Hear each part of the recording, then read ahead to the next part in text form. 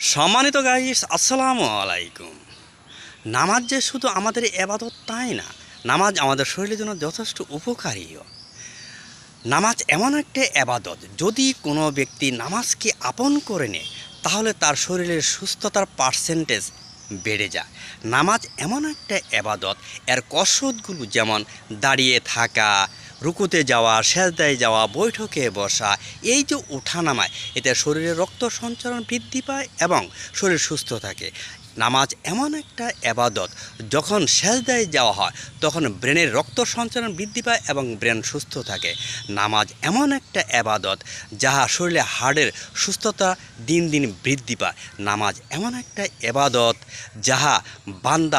যাহা অনবরত পড়তে থাকলে আল্লাহ তাআলার দয়ায় বান্দার নামাজকে মেরাজে পরিণত হতে পারে। নামাজ এমন একটা এবাদত যাহা তোমার রিজিক বৃদ্ধি করে। নামাজ এমন একটা এবাদত যাহা তোমার অন্ধকার কবরে আলোকিত করতে পারে। সুবহানাল্লাহ, সুবহানাল্লাহ।